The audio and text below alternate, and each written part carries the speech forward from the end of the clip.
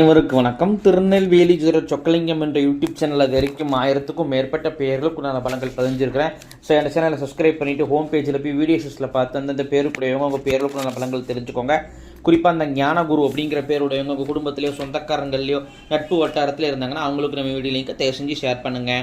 நிறைய நண்பர்கள் ஜோதித்தி மேல் பற்றுக்கொண்டு நிறைய இடங்களில் ஜோதிடம் படிச்சுமே ஒரு ஜாதகத்தை கையில் கொடுத்தா பலன் சொல்ல திணறக்கூடிய ஜோதிட நண்பர்களுக்கும் ஏற்கனவே தொழிலாக பார்த்துக்கிட்டு இருக்கிற ஜோதிட நண்பர்களுக்கும் ஜோதிட பரிகார புத்தகங்கள் மக்கள் மத்தியில் நீங்கள் தைரியமும் துல்லியமும் பலன் சொல்ல உதவும். ஜோதிட பரிகார புத்தகங்கள் லிஸ்ட்டை பெற விருப்பப்படுறவங்க ஸ்க்ரீனை ஸ்க்ரோலாக கூட டெலிகிராம் நம்பருக்கு மெசேஜ் பண்ணிங்க அப்படின்னா என்னுடைய புத்தகங்கள் லிஸ்ட் விளக்கங்கள் இதாரம் பார்த்துட்டு தேவையான புத்தகங்கள் வைக்கலாம். அஸ்ட்ராலஜிக்கல் கன்சல்டேஷன் ஜாதகம் பார்க்க, ஜாதகம் எழுத, பிறந்த குழந்தைகள் கரிசை பேர் சூட்ட, திருமண பொருத்தம் துல்லியமாக பார்க்க, குலதெய்வம் அறியாதவங்க குலதெய்வம் அறிய, அஸ்ட்ரோ நியூமராலஜி, அஸ்ட்ரோ நேமாலஜி, ஜாதகமே அதுங்களுக்கு பலன் சொல்ல போன்ற அஸ்ட்ராலஜிக்கல் கன்சல்டேஷன் தாராளமாக நீங்கள் நினைக்கலாம். குறைந்த குருதட்சணையில் தரமான ஆலோசனை வழங்கப்படும். நேரில் வரணுங்கிற அவசியம் கிடையாது, ஃபோன்லேயே பலன் சொல்லிடுவேன். சரி, இன்னைக்கு பதிவுக்குள்ள போவோம். ஞானகுரு என்ற பேருக்கான 25 வகையான நேமாலஜி பலன்களை பார்ப்போம். ஃபஸ்ட்டு பாயிண்ட்டு, மற்றவங்களுக்கு பெர்ஃபெக்டாக அட்வைஸ் பண்ணுவீங்க. அதிகமாக நீங்கள் டீச்சிங் ஃபீல்டு இருக்கக்கூடிய வாய்ப்புகளும் அதிகமாக இருக்கும். ரெண்டாவது பாயிண்ட்டு, மனசு தடுமாற்றம் ரொம்ப இருக்குங்க. மற்றவங்களுக்கு தெளிவாக ஐடியா கொடுப்பீங்க, ஆனால் உங்களுக்குன்னு மனசு தடுமாற்றம் இருக்கும். மூணாவது பாயிண்ட்டு, கேல்குலேட்டிவ் மைண்ட் உங்கள்கிட்ட உண்டு. நாலாவது பாயிண்ட்டு, அப்பாவுக்கு ஆயுள் குறைபாடு இல்லைன்னா ஆரோக்கிய குறைபாடு இருக்கும்.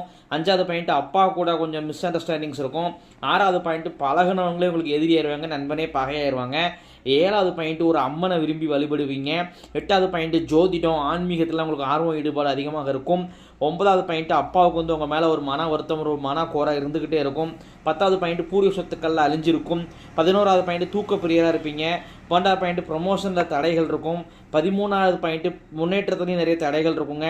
14வது பாயிண்ட்டு, ஒரு குழந்தை உங்களுக்கு ஒரு கருவோ அல்லது ஏமாற்றத்தை கொடுத்துருக்கும். 15வது பாயிண்ட், ஒன்று உங்களுக்கு ஆண் வாரிசு இருக்காதுன்னா ஆண் வாரிசு நினைச்ச ஒரு மனக்கவலை இருக்கும். ஆண் வாரிசு இல்லைங்கிற கவலையோ, ஆண் வாரிசு கட்டுப்பட மாட்டேங்கிற கவலையோ, அது ஆண் வாரிசு நமக்கு ஹெல்த் ப்ராப்ளம்ஸ் ஏதாவது ஒன்று இருந்துகிட்டு இருக்கும். 16வது பாயிண்ட், பணம் விஷயத்தில் பிரச்சனைகள் இருக்கும். யாராவது நம்பி ஏமாறக்கூடிய சூழ்நிலைகள் வந்து கவனமாக இருக்கணும்.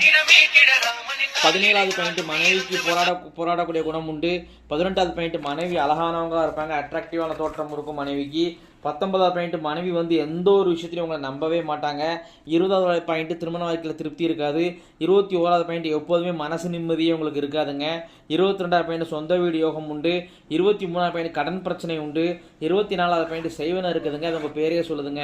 இதுக்குண்டான சிம்டம்ஸ் வந்து கால் சம்பந்தமான பிரச்சனை, கால் வலி, கால் உளைச்சல், அடிக்கடி காலில் அடிபடுறது, அதுமாதிரி நைட்டு சரியாக தூக்கம் இருக்காதுங்க. அப்படியே தூங்கினாலும் திருப்தியான தூக்கம் இருக்காது, லேட்டாக தூங்குவீங்க அல்லது கெட்ட கனவுகள் வரும், பதறி முடிக்கக்கூடிய சூழ்நிலைகள் உண்டு. எவ்வளோ பணம் சம்பாதிச்சாலும் சேமிப்புங்கிறது இருக்காதுங்க, திறமைக்கேற்ற முன்னேற்றம் இருக்காது. வாழ்க்கையில் இது வரைக்கும் எதுவுமே எதிர்பார்த்தபடி நடக்கலை, ஒரு திருப்தி இல்லை அப்படிங்கிற சூழ்நிலைகள் இருக்கும். கட்டாயம் இந்த சேவனைக்கு நிவர்த்தி செய்யணும், அப்படின்னா தான் உங்களால் முன்னேற்ற முடியும். உங்களுக்கு நம்பிக்கையானவங்க யாராக இருந்தாங்கன்னா தாராளமாக அவங்கள வச்சு நிவர்த்தி பண்ணிக்கோங்க. அல்லது என் மேல் நம்பிக்கை இருந்துச்சுன்னா வாட்ஸ்அப்பை தொடர்பு கொள்ளுங்க. 2 மாதத்தில் அனுபவ ரீதியான மாற்றங்களை நீங்களே உணர்வீங்க. 25வது பாயிண்ட், உங்களுடைய ஆத்மார்த்தமான தெய்வம், முன் ஜென்மத்தில் நீங்கள் ரொம்ப வேண்டி விரும்பி வழிபட்ட தெய்வம் இந்த ஜென்மத்தை அர்பாலிக்கு நிற்கிறது யார் அப்படின்னு கேட்டிங்கன்னா காமாட்சி அம்மன் தாய் தாங்க.